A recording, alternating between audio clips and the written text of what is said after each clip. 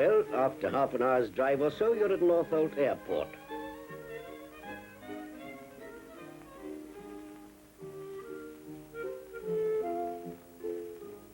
Very businesslike and easy it is, too. You can't go wrong. But there was one fellow who thought he could step straight onto the plane just like that. But they collared him. It's all cut and dry. You'd be surprised at the bustle at Northolt. Aeroplanes taking off every few minutes. And the number of different destinations. Oh, the aeroplane that took us.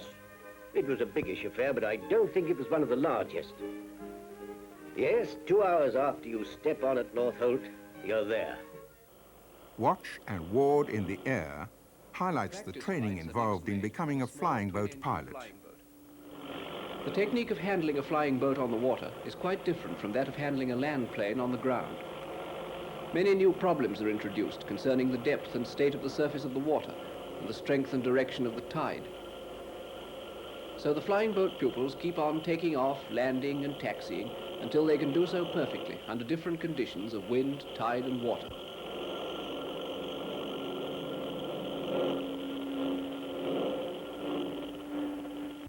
After this, they go on to larger 3-engine machines, and a test flight is made to an unknown harbour.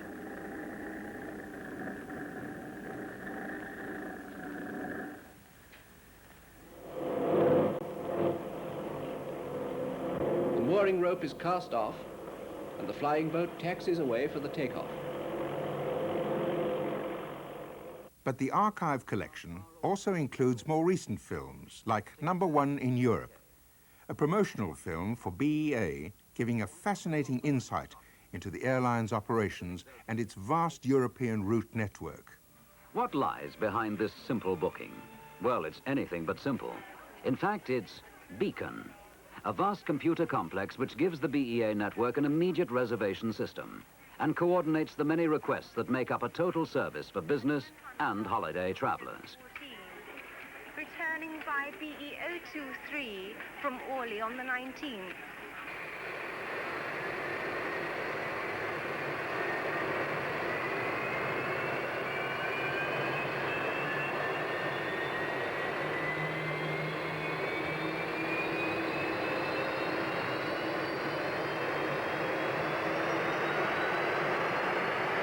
Good afternoon, ladies and gentlemen. On behalf of British European Airways, You can also see history in the making, memorable first flights. The Viscount prototype ran on scheduled BEA passenger services from Northolt to the continent and on internal routes.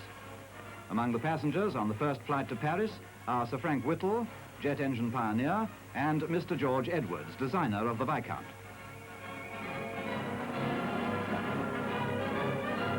Meanwhile, well, perhaps the less said about the customs, the better. To celebrate the historic occasion, BEA refunded the fare to the lucky first passenger to travel by propeller turbine airliner.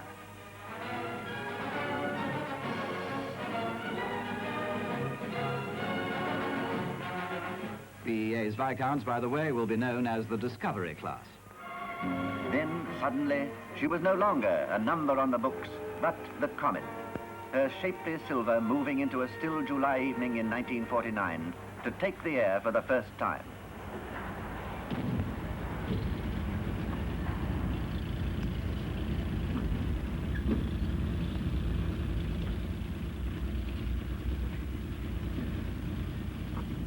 It was a great moment for all who had planned and sponsored her.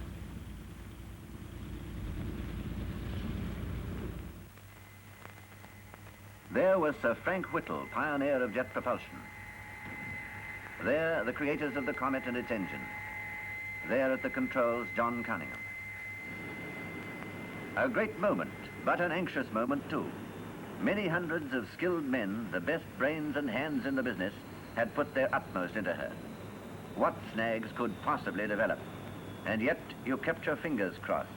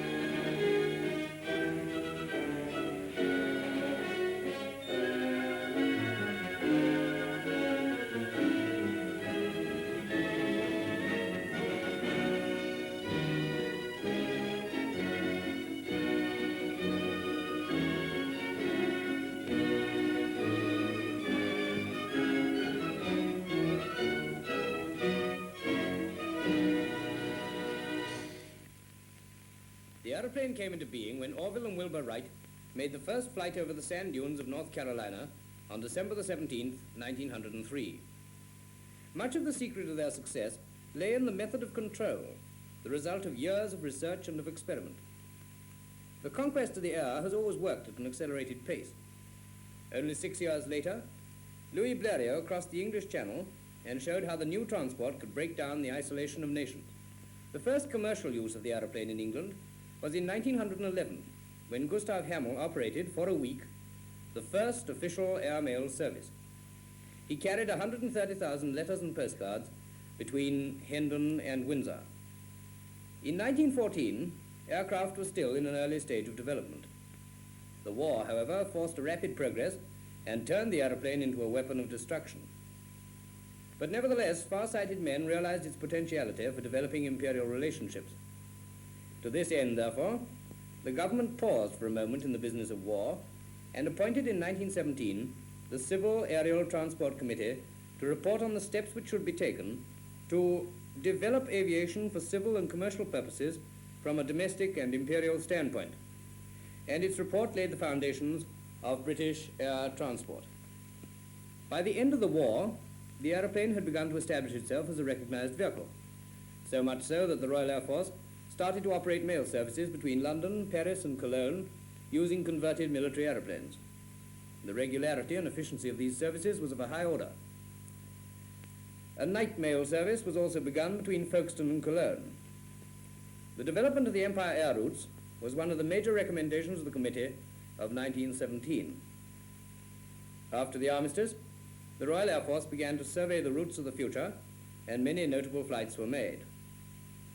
In 1921, the service began to operate a mail route between Cairo and Baghdad. In the immediate post-war years, it was the individual pioneer who largely inspired the development of air transport as we know it today, and a great tribute should be paid to their courage and imagination. In 1919, following the crossing of the Atlantic in easy stages by a United States flying boat, the first direct flight across was made by the late Captain John Alcock with Lieutenant Arthur Whitten Brown in a converted Vimy bomber. In the same year, the British airship, the R-34, with a crew of 30, made a double crossing of this ocean. The success of this voyage had the result of focusing attention for many years on the potentialities of the airship. On the 25th of August, Aircraft Transport and Travel Limited began a regular daily service between London and Paris. A week later, Handley Page Transport began to operate on the same route, and shortly afterwards opened a regular service between London and Brussels. In October, the ship owners, Samuel Inston and Company, started a private service between Cardiff, London and Paris. Later, this was operated as a public one, together with a service to Brussels and Cologne. Developments came fast in that year, for it was an age of great individual flights. And in the winter, Captain Ross Smith and his brother, Lieutenant Keith Smith, made the first flight between England and Australia, taking 30 days. In the spring of 1920, Croydon Airport was opened for the operation of cross-channel air services. Between 1920 and 1924, Handley Page Transport, Daimler Hire, Inston Airlines, and the British Marine Air Navigation Company maintained services at a loss in competition with heavily subsidized foreign airlines. By 1924, the position had become so serious that the government appointed a committee, later known as the Hambling Committee, to report on the methods of putting British air transport on a sound footing. This committee recommended that if British air transport were to survive, let alone develop, then one company and one alone must be entrusted with the task. This report led to the formation of Imperial Airways on March the 31st, 1924, as the chosen instrument of the government with the mandate to develop British air transport on an economic basis. Almost at once, daily services were started by Imperial Airways between London and Paris, Cologne, Bâle, and Zurich. A service was also opened between Southampton and the Channel Islands with small flying boats. The fact was appreciated that air services could not compete with other forms of transport unless reliability could be ensured and comparable passenger comfort be provided. To this end, therefore, in the winter of its first year, Imperial Airways commissioned the world's first three-engined airliner, the 14-passenger City of Washington. The first steps were also taken to develop regular Empire air services. Sir Alan Cobham and the late Sir Sefton Branca made a survey flight between England, India, and Burma, and a party representing the Air Ministry and Imperial Airways made a survey of the route between Cairo and Karachi. 1926 was notable for bringing more large aircraft into operation. In March, 1 3-engined and 4 twin-engined Handley-Page airliners were commissioned. In the same year, the first of the 3-engined Argosy class opened the Silver Wing service between London and Paris. These aeroplanes had accommodation for 20 passengers and a catering service was supplied. In December, the first regular Empire service was established with the opening of a fortnightly mail and passenger route between Cairo and Basra. The Hercules class was commissioned on this route. In 1927, plans were laid for further Empire services when Sir Alan Cobham made a 20,000-mile survey flight around Africa. 1928 began with the first Empire services from England when the route from London to Karachi was opened. In May, Lady Maud Hoare, the wife of the Secretary of State for Air, opened the rebuilt airport at Croydon. In July, the 3-engine Calcutta flying boats began to fly the trans-Mediterranean section of the India service. 1929 was a year of planning and consolidation.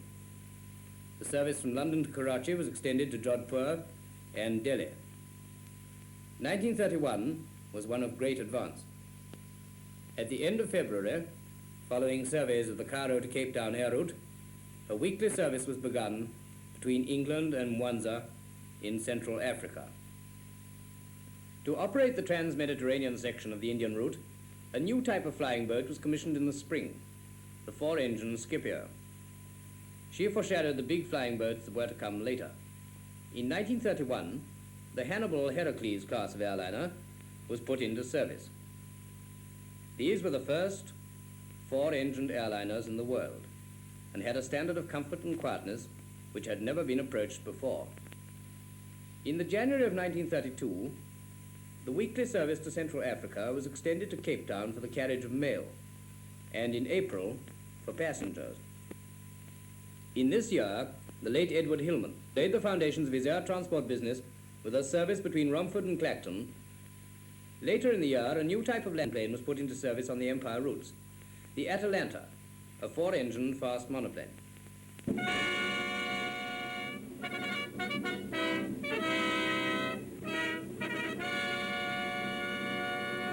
In October, the route to India was diverted to the Arabian side of the Persian Gulf. The value of internal air services in Great Britain was beginning to be appreciated, and in the March of 1933, Highland Airways was formed to operate in northern Scotland. Services were run between Inverness, Aberdeen, Wick, and Orkney and Shetland. Then Hillman Airways began a daily service between London and Paris, and Spartan Airlines was formed to operate a service linking London and the Isle of Wight. In May and June, the first steps in the opening of the Empire route to Australia by Imperial Airways were taken when the Air Superintendent, Major Brackley, made a survey flight to Australia. The formation in June of Indian Transcontinental Airways marked a further step. This was the first of several companies associated with Imperial Airways, founded to satisfy the national aspirations of the countries through which air services passed. The close of the year 1933 saw the England-India service extended to Calcutta, Rangoon, and Singapore. The next step towards the goal of uniting England and Australia by air was taken in the January of 1934, when the Australian company, Qantas Empire Airways, was formed to operate the route from Singapore to Australia. In March, the 4 British railway companies and Imperial Airways founded railway air services to operate internal services in Great Britain. In May, the Scylla class of airliner began to operate on the London to Paris route. At the end of May, Highland Airways began running the first British internal airmail service, when they were awarded a contract for the carriage of unsurcharged mail between Inverness and Kirkwall. The aeroplane was rapidly bringing to Scotland a new means of communication between isolated centres of population, and this young company was doing sterling work. Later in the year, Imperial Airways introduced the Diana class of airliner to operate certain European routes. They were then the fastest airliners in the British Empire. At the end of the year, an important advance was made. For a flat, and reduced rate was introduced for airmail along the Empire routes. This meant that the advantages of rapid air services were being thrown open to a much wider circle of people than before, and so proved once more the value of the aeroplane to the Empire. Almost at the same time, Australia was brought closer to Britain when the route to Singapore was extended to Brisbane. The year 1934 closed with a plan that was to be a vital service to imperial relations.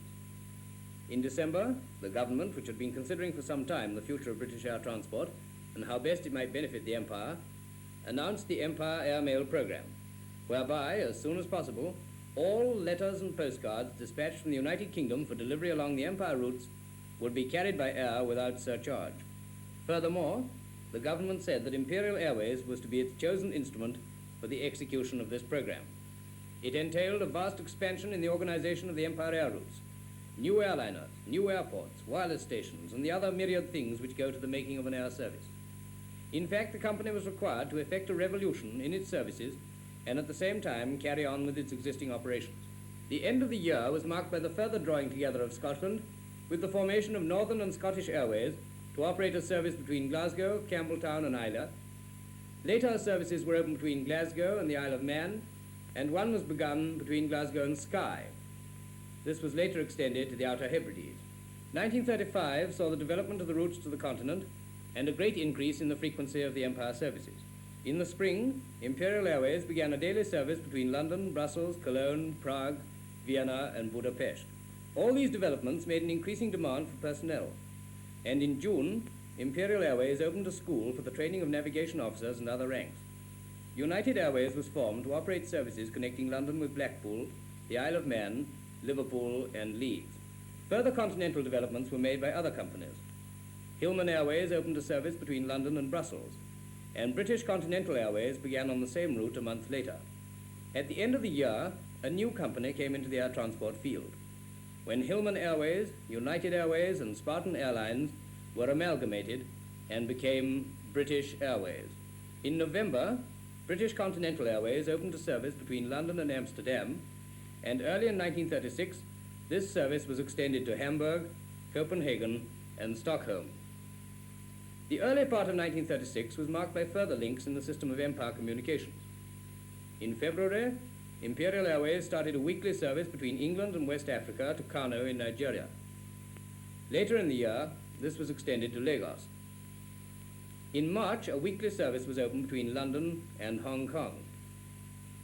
At the same time, British Airways opened a mail service between London and Malmö and later extended it to Stockholm.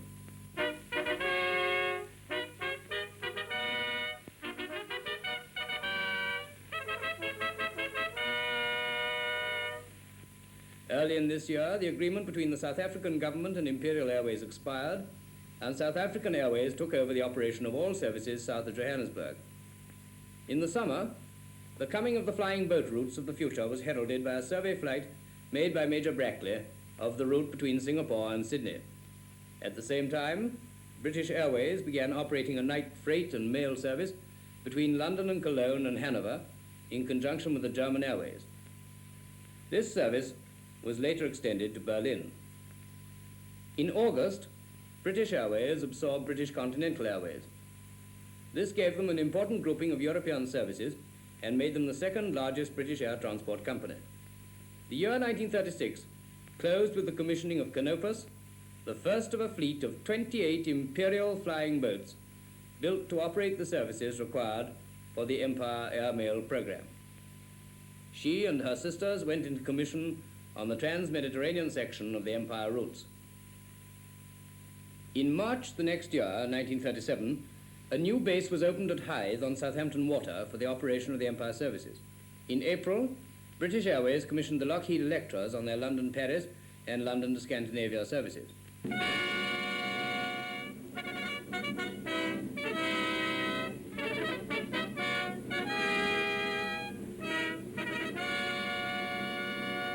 During May and June, a changeover was made on the African route from land airliners to Imperial flying boats.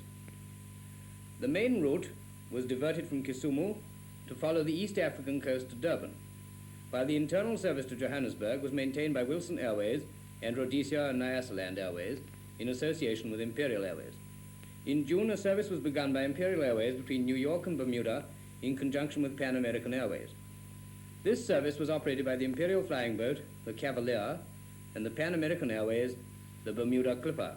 On the 29th of June, the Empire Airmail program was inaugurated on the England-South African service, whereby all letters and postcards between England and the Empire territories in Africa were carried without surcharge and without an airmail label. About the same time, British Airways opened a school for the training of its flying personnel. A remarkable device known as the Link Trainer is in use for blind flying instruction. The scene now shifts to the North Atlantic, and in the summer of 1937, a series of commercial survey flights were made across this ocean by Imperial flying boats and Pan American clippers. Only 18 years ago, the first sensational crossing had been made. Now, a series of flights were made on prearranged time schedules. Altogether, Imperial Airways made 10 crossings of this ocean during the summer.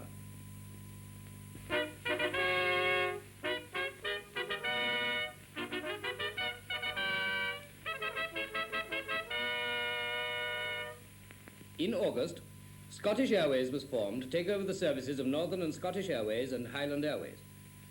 Survey flights by Imperial flying boats along the England-India route were made in September and October and led to the first flying boat service between Southampton and Karachi. In October, the Imperial Airways West African service was extended from Lagos to Accra. The Imperial flying boat, Centaurus, made a survey flight between England and Australia and New Zealand to prepare the way for service across the Tasman Sea between Sydney and Auckland. We were now at the beginning of transoceanic flying. One of the biggest difficulties to be faced is the economic one.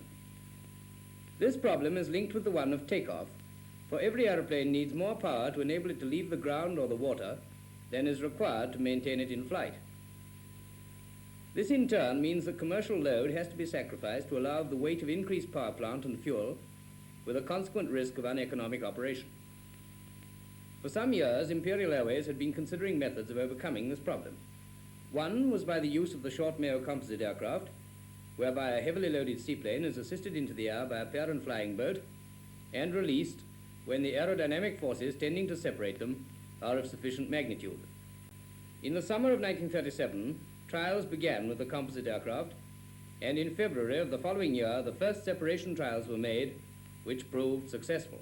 The other method of overcoming this problem was by refueling in the air, and tests were conducted at the beginning of 1938 and are still proceeding.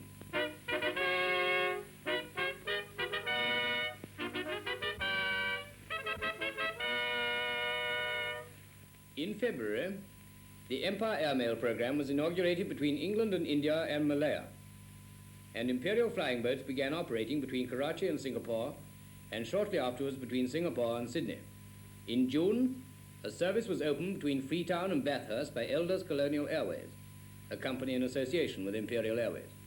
Shortly after, the Mercury, the upper component of the short Mayo composite marine aircraft, flew from Foynes to Montreal, making the fastest east-to-west crossing of the North Atlantic, the first commercial flight over the North Atlantic by a heavier-than-air machine, and the first direct flight between Britain and Montreal.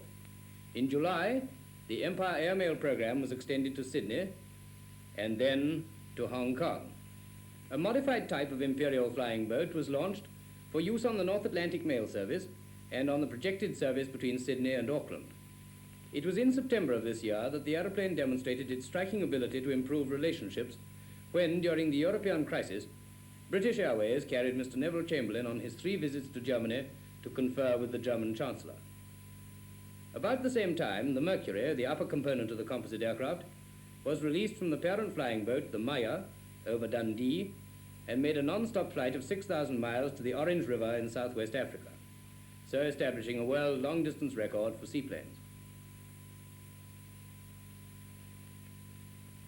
In October 1938, a Lockheed 14 airliner of British Airways made the first survey flight between England and Lisbon on the proposed service linking England with Portugal, West Africa, and South America. In December, a second survey flight was made to Lisbon and then continued as far as Bathurst in Gambia. In 1938, Imperial Airways carried 2,000 tons of mail. the largest amount ever handled by an air transport company. At the end of this year, the Secretary of State for Air announced that proposals would shortly be laid before the House of Commons for the formation of a public corporation to take over the interests of Imperial Airways and British Airways. In April 1939, as a prelude to this step, a reorganization of the European routes was made. British Airways took over the operation of certain European services formerly operated by Imperial Airways, and both companies began to operate jointly the London-Paris services with Frobisher airliners. At the same time, British Airways began running services between London and Brussels, London and Budapest, London, Berlin, and Warsaw. Before leaving on the first service to Warsaw, Sir Francis Shelmerdine, the Director General of Civil Aviation, said, "Today marks a great step forward in the progress of British civil aviation, for it marks not only this new service to Berlin and Warsaw, but the service by British Airways to Budapest. I'm sure that we wish the company all possible success." Railway air services began in May faster services of greater frequency between London and the chief provincial towns. In June, Imperial Airways head office was moved to the new building in Victoria. Now under construction is the Fairey FC-1 pressure cabin class of airliner, the design of which was based on the experience of British Airways. At the present time, the new 34-ton Golden Hind class of flying boats for Imperial Airways are nearly ready for their trials before being put into service on the North Atlantic route. So ends our story for the time being. Paris, but 70 minutes from London. Zurich, 3.5 hours. Warsaw, 6.5 hours. Egypt, but 30 hours. India is now only 3 days away. South Africa, 5 days. And Australia, 8 days.